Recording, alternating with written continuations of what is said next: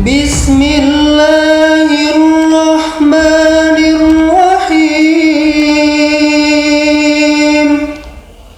Assalamualaikum warahmatullahi wabarakatuh.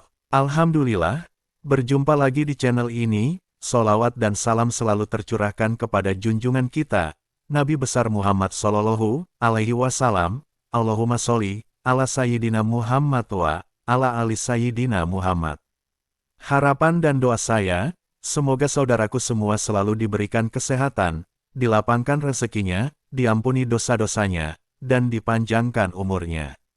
Sahabat beriman yang dirahmati Allah, bayangkanlah bahwa setiap hembusan napas yang kita hirup adalah anugerah yang tak ternilai, sebuah karunia yang diberikan oleh Allah, Sang Pencipta. Namun, di tengah perjalanan hidup ini, kita sering meremehkan dosa-dosa kecil yang tampaknya sepele. Lantas, apa jadinya jika satu kesalahan kecil yang kita anggap remeh menjadi derita yang menggerogoti tubuh kita? Sahabat beriman, dalam ajaran Islam, kita diingatkan tentang dosa-dosa, termasuk penyakit hati seperti dengki. Penyakit ini berbahaya karena dapat merusak hubungan kita sesama manusia dan menciptakan suasana yang tidak damai.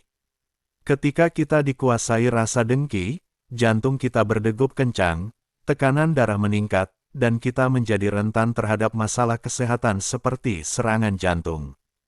Hati yang dipenuhi rasa iri tidak akan pernah tenang, ia akan terus terjerat dalam siklus kebencian dan ketidakpuasan yang mengakibatkan gangguan fisik yang serius.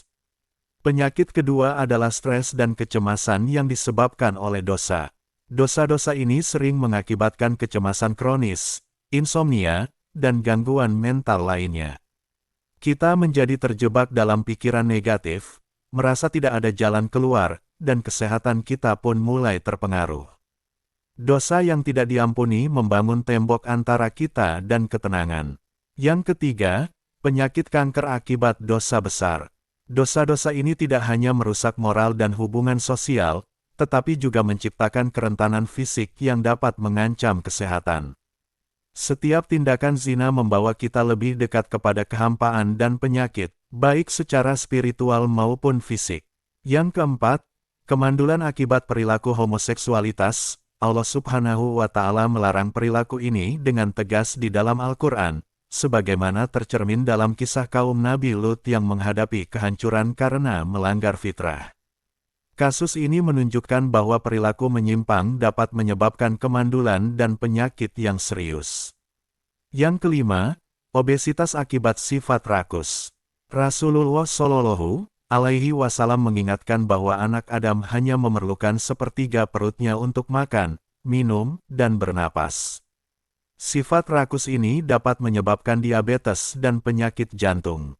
Ketika kita tidak mampu mengendalikan nafsu makan, kesehatan kita pun terancam.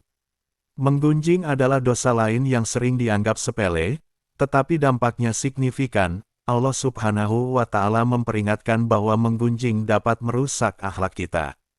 Orang yang sering menggunjing akan merasakan perasaan sesak dan bahkan masalah pernapasan, karena jiwa yang tidak tenang akan mempengaruhi fisik kita. Penyakit kulit akibat ketidakjujuran juga dapat memiliki dampak fisik. Al-Quran mengingatkan kita bahwa laknat Allah atas orang-orang yang berbohong dapat membawa dampak penyakit, termasuk masalah kulit. Migrain dan sakit kepala bisa diakibatkan oleh dosa melanggar hak orang lain. Rasulullah Shallallahu Alaihi Wasallam bersabda bahwa siapa yang menzalimi saudaranya, maka dia akan dimintai pertanggungjawaban di akhirat. Pikiran yang dipenuhi rasa bersalah dan dosa akan merusak ketenangan batin kita, mengganggu kesehatan fisik dan mental kita.